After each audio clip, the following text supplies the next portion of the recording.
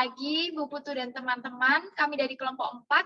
Di sini beranggotakan Felani Amalia sebagai perawat, Cindy Oktaviana Putri sebagai dokter, Gusti Ayu Made Widiari sebagai apoteker 2, Michelle Naomi Tosani sebagai pasien, dan Jupita Lisu Alo sebagai apoteker 1. Pasien datang ke rumah sakit untuk melakukan pemeriksaan rutin dan menebus kembali resep obat yang telah habis.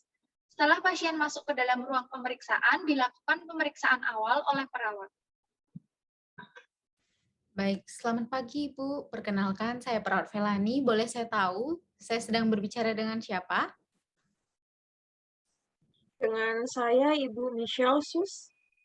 Oke, baik Bu, ada yang bisa saya bantu? Saya mau kontrol rutin untuk penyakit diabetes saya. Oke, mohon ditunggu ya Bu ya. Saya akan mengambilkan data rekam medis sebentar ya. Baik, suster. Kalau saya boleh tahu, terakhir Ibu melakukan pemeriksaan kadar gula darah kapan ya? Dan hasilnya itu berapa? Saya lupa kapan terakhir kalinya, Mbak.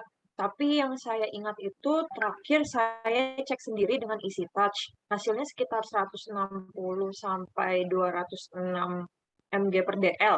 Saya juga mudah lapar, terus mudah haus, dan sering buang air kecil juga.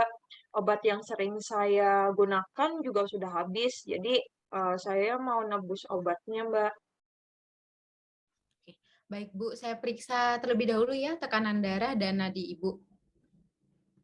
Boleh, Sus, silahkan. Oke. Di sini tekanan darah Ibu itu adalah 128/72 mmHg, lalu untuk nadinya itu 76 bpm. Selanjutnya Ibu akan diperiksa lebih lanjut oleh dokter ya. Baik, terima kasih, Suster. Perawat memberikan hasil pemeriksaan tekanan darah dan denyut nadi pasien kepada dokter yang kemudian akan dilakukan pemeriksaan lanjutan. Permisi, selamat pagi dok. Berikut hasil pemeriksaan tekanan darah dan denyut nadi pasien atas nama Ibu Michelle dok. Pagi suster, terima kasih suster. Mohon pasien dipanggil untuk masuk ke ruangan saya ya. Oke, baik dok. Selamat pagi Bu Michelle. Perkenalkan saya Dokter Cindy, dokter yang berjaga pada hari ini. Selamat pagi, dokter. Dari hasil pemeriksaan awal tadi sudah saya terima ya Bu. Di sini tekanan darah dan juga denyut nadi Bu Michelle cukup terkontrol. Nah, namun gula darah Ibu tuh masih tinggi. Jadi saya menyarankan untuk dilakukan pemeriksaan laboratorium untuk memastikan kembali ya Bu. Jadi nanti akan dibantu oleh perawat. Baik, dokter. Suster Felani, mohon untuk mengantarkan Ibu Michelle ke ruangan ya. Oke, baik dok. Mari Bu Michelle, saya antarkan menuju ruang laboratorium ya. Oke, suster. Kemudian perawat melakukan pemeriksaan laboratorium kepada pasien. Setelah hasil laboratorium keluar, perawat menyampaikan hasil laboratorium kepada dokter. Permisi dok, ini merupakan hasil pemeriksaan dari pasien atas nama Ibu Michelle ya. Baik, terima kasih suster. Ibu Michelle, dari hasil laboratorium yang sudah dilakukan, menunjukkan bahwa memang kadar gula darah Ibu cukup tinggi ya Bu. Lalu ternyata kolesterol Bu Michelle ini juga tinggi Bu. Apakah obat yang sebelumnya saya berikan diminum secara rutin dan sesuai aturan? Sudah, dok. Saya meminumnya secara rutin. Baik, kalau rutin. Apakah Bu Michelle kesehariannya dan pola makan akhir-akhir ini seperti apa ya Bu? Kalau untuk pola makan akhir-akhir ini, dikarenakan saya agak tertekan karena tuntutan pekerjaan yang mengharuskan saya bekerja selama berjam-jam, makanya saya lebih memilih untuk memakan makanan cepat saji, dokter. Oh, seperti itu. Mohon pola makannya lebih diperhatikan lagi ya, Bu. Kalau bisa juga kurangi makan makanan cepat saji dan rutin berolahraga. Nah, untuk pengobatan selanjutnya saya diskusikan dulu ya dengan apoteker, jadi mohon ditunggu sebentar. Baik, dokter. Dokter kemudian menghubungi apoteker untuk melakukan diskusi terkait pengobatan yang akan diberikan kepada pasien. Dokter memberitahu dan menjelaskan hasil laboratorium serta terapi yang sebelumnya diterima oleh pasien. Selamat pagi Apoteker Juvita, saya Dr. Cindy ingin berdiskusi terkait terapi yang akan diberikan kepada pasien atas nama Ibu Michelle. Selamat pagi dok, baik silakan dok. Begini ya Mbak Juvita, pasien atas nama Bu Michelle ini berdasarkan hasil lab yang keluar tadi, menunjukkan kadar gula darah itu tuh masih tinggi. Ditujukan dari hasil GDP-nya sebesar 162 mg per dl, dan HbA1c-nya 8,8%, serta pasien positif poliuria, polidipsi, dan polifagi.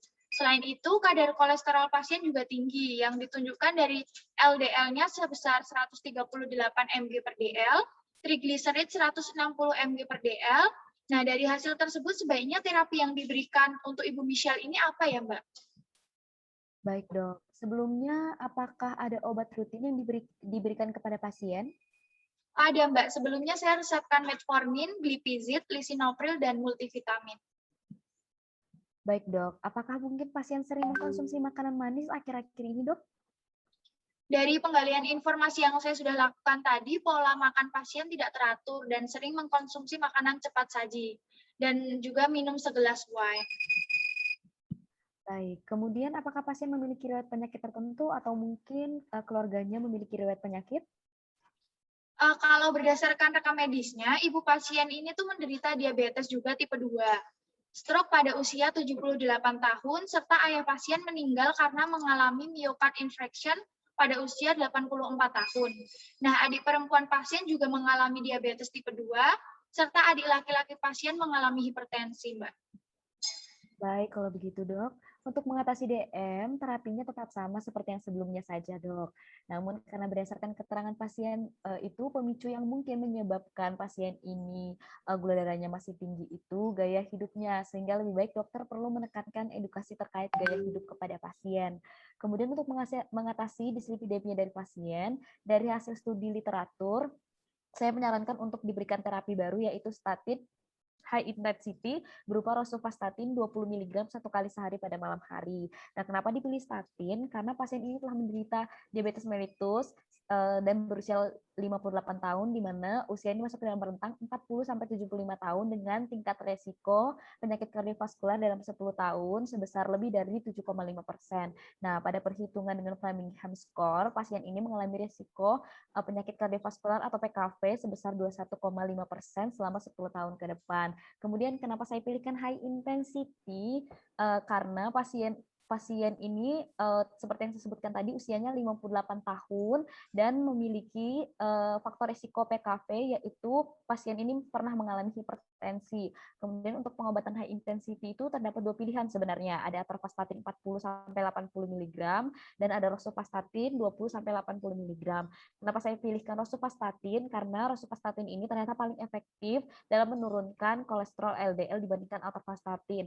Selain itu juga si rosuvastatin ini lebih cost efektif dibandingkan dengan atorvastatin, di mana hal ini dapat terlihat pada harga yang beredar di pasaran. Untuk atorvastatin 40 mg itu harganya sekitar Rp185.000, sedangkan rosuvastatin 20 mg itu harganya Rp114.000. Kemudian kami juga akan melakukan konseling kepada keluarga pasien terkait lifestyle, juga aturan pengobatan dari pasien ini seperti apa. Oke, baik. Apoteker Juvita, terima kasih untuk masukannya.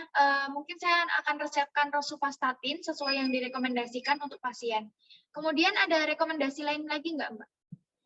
Baik dok, kemudian sebagai monitoring kepada pasien diminta untuk mengecek kadar gula darah dan kolesterol secara berkala dan melaporkan setiap isu yang dirasakan oleh pasien. Baik, terima kasih Apoteker Juvita. Pasien datang bersama suaminya untuk menebus obat. Apoteker kemudian menyerahkan obat kepada pasien. Pasien atas nama Bu Michelle, berikut resepnya ya Bu, silakan bisa diserahkan kepada instalasi farmasi yang ada di depan. Baik dok, terima kasih. Selamat siang Ibu, selamat saya Apoteker Widya. Apakah ada yang bisa saya bantu? Selamat siang Mbak, saya mau tebus resep obat. Baik Bu, boleh saya tahu sedang berbicara dengan siapa? Dengan saya Michelle, ini resepnya. Apoteker melakukan konfirmasi resep, screening resep, dan menanyakan ketersediaan pasien untuk dilakukan konseling. Selanjutnya, apoteker melakukan proses konseling. Boleh saya tahu keluhan yang Ibu alami selama ini? Kalau kata dokter, kadar gula saya belum terkontrol.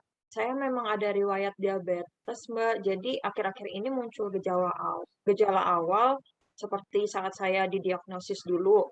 Terus mudah buang air kecil, mudah lapar, dan mudah haus. Saya juga sering kesemutan pada jempol kaki saya. Baik, Bu. Kemudian boleh Ibu ceritakan bagaimana aktivitas sehari-harinya, Bu? Saya pekerja kantoran akhir-akhir ini ada banyak deadline, jadi hampir duduk seharian di depan laptop untuk kerja. Saya juga lumayan sering untuk memesan makanan cepat saji secara online biar cepat dan praktis. Tapi kalau makan siang ya saya biasanya bareng teman-teman jalan kaki sekitar 15 menitan gitu. Baik, Ibu Michelle. Berdasarkan informasi yang Ibu sampaikan dan yang saya terima, saya rasa sudah cukup ya, Bu. Saya ambilkan obatnya terlebih dahulu. Terima kasih sudah menunggu. Ini obatnya ada metformin ER 1000 mg 6 strip. Diminum 2 tablet tiap hari saat sarapan. Lalu ada glipizid ER atau extended release 10 mg sebanyak 6 strip. Diminum 2 tablet setiap hari saat sarapan juga ya, Bu. Lalu ada lisinopril 10 mg sebanyak 3 strip, diminum 1 tablet tiap hari 1 jam setelah sarapan. Lalu, dan yang terakhir ada multivitamin sebanyak 3 strip, diminum 1 tablet tiap hari dan diminum setelah sarapan. Begitu. Baik, Mbak. Baik, selanjutnya Bapak dan Ibu, saya akan menjelaskan mengenai obatnya ya. Ada obat metformin dan glipizid sebaiknya diminum saat sarapan supaya obatnya bekerja secara optimal. Nah, oleh karena itu mohon Ibu mengatur jadwal makannya. Bila perlu bisa juga mengatur alarm sebagai pengingat agar jadwal minum obatnya bisa teratur. Lalu untuk mengingat kadar glukosa Ibu yang belum terkontrol seperti itu ya Bu, saya sarankan Ibu untuk mengatur pola makannya kembali dan pola aktivitasnya dengan mengurangi makanan fast food dan dapat juga membawa bekal dari rumah yang berisikan makan makanan misalkan berkarbohidrat kompleks. Bisa juga dikonsultasikan hal tersebut dengan ahli gizi untuk pola makannya. Nah, lalu untuk kebiasaan Ibu yang berjalan kaki di kantor itu sudah sangat baik, Ibu. Mungkin bisa juga ditingkatkan dengan melatih dan meningkatkan intensitasnya menjadi senam aerobik seperti itu dan mulai juga dapat menerapkan diet untuk menurunkan berat badan Ibu hingga mencapai ideal. Nah, untuk saat ini boleh juga Ibu mengurangi terlebih dahulu konsumsi wine-nya yang mungkin akhir-akhir ini Ibu sempat mengonsumsinya ya, Bu. Mungkin bisa juga kalau bisa berhenti begitu ya, Bu, karena mengingat kondisi kesehatan Ibu. Lalu bisa juga Ibu mulai melakukan latihan meditasi ataupun bisa menjalankan hobi-hobi yang Ibu sukai seperti itu. Selanjutnya juga Ibu dapat mengonsumsi obat ini mungkin saat mengonsumsi gitu Ibu mengalami gejala yang tidak Ibu harapkan seperti mengalami batuk kering, pusing, mengantuk, mual, diare, dan nyeri perut, Ibu bisa segera mengkonsultasikannya ke dokter. Tapi Ibu tenang saja, gejala ini tidak terjadi pada setiap orang. Seperti itu. Lalu apoteker juga menjelaskan tanggal kadaluarsa, cara penyimpanan, dan pemusnahan obat. Baik, Mbak. Akan saya lakukan. Terima kasih. Baik, bagus sekali ya Bu. Terima kasih. Semoga sehat selalu. Sekian dari kelompok kami. Terima kasih.